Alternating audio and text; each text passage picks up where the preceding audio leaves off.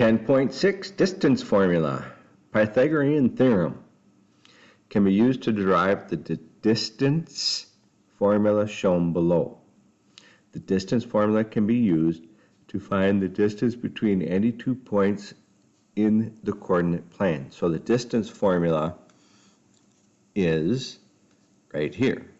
D is equal to, this would be the same as if it looked like C is equal to the square root of a squared plus b squared. That's why it's Pythagorean theorem, okay? But we're just going to say D for distance, and all we do is find the difference between our x's and square it, and then our difference in our y's and square it, add those two numbers and square root, okay? So number one, I'm showing a lot more steps than what you actually have to do writing-wise, but doing it the way I did it here, we have x2 minus x1, so I went 3 minus 1. All you really need to know is the difference. How far is it from 1 to 3? It's 2 squared is 4. Distance between 5 and 1 is 4 squared, 16. And then 4 plus 16 is 20. The square root of 20 is 4.47. Number two, how far is it from 4 to a negative 3? That's 7 squared, 49.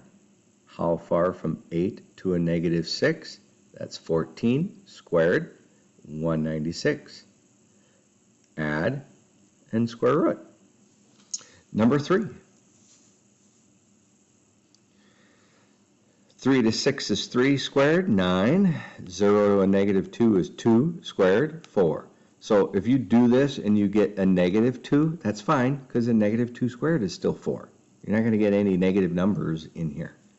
Add 13, square root, and same thing here. Negative 2 to a negative 5 is 3 squared, 9. Negative 4 to negative 3 is 1 squared, 1. 10 square root. All right. Now, defining the value part is a little bit harder, okay, which surprisingly I use less space. Okay, so here we go. Whoop, we got a little freeze. All right, there we go. It froze for a second. Okay, so just like the distance formula, the distance D is equal to the square root of all those numbers put in there, and yes, I have A. Okay. Then I square both sides. That's what happened. That's how I got rid of the square roots. I squared both sides, and this is what I end up with. This one I can actually do the math for, so I do that math. I leave this the same with the letter, okay? And then to get up to there, I subtract the 64 from both sides. I still have all of this together. I'm going to leave that alone. You'll see why in a second. So when I subtract the 64, I get 25. Notice I have this squared. So how do I undo this squared? I do the square root. When I do the square root of 25, I get plus or minus 5. Okay? And when I do the square root of this here, I get a minus 1. Add the 1, but remember it's plus or minus 5. We had this a couple chapters ago, or a chapter ago. So it's a positive 5 plus 1, 6, a negative 5 plus 1, negative 4. And those are the two values that A could be.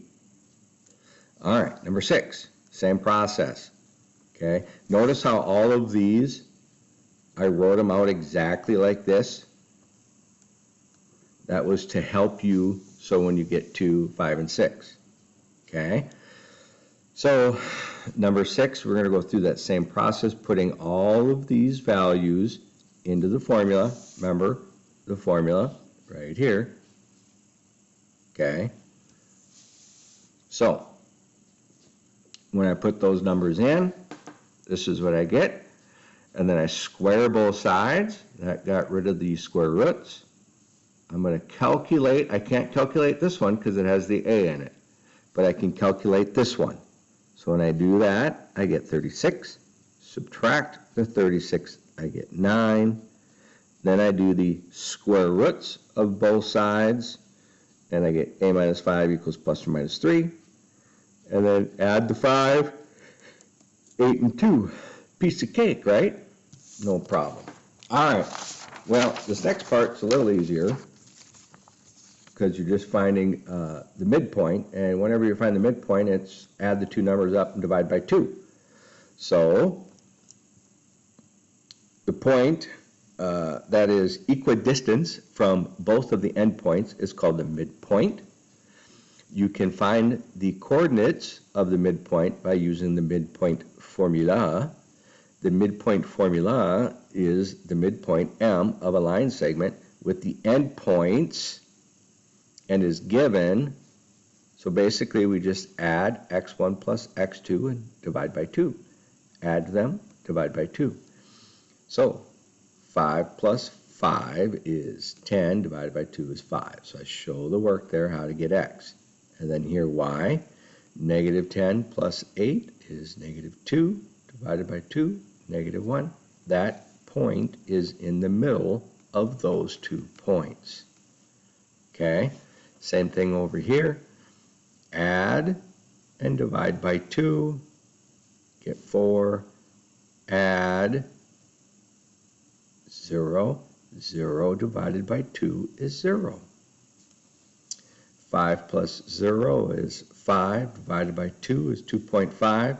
0 plus 3 is 3, divided by 2 is 1.5.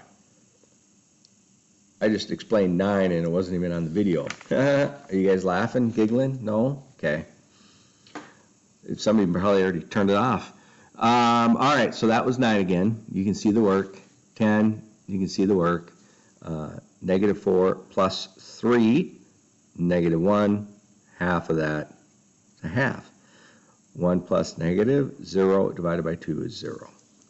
All right, so your assignments. Monday, the video that I gave you on Tuesday. That's interesting. Tuesday, page 39, which obviously that'll be really Wednesday now.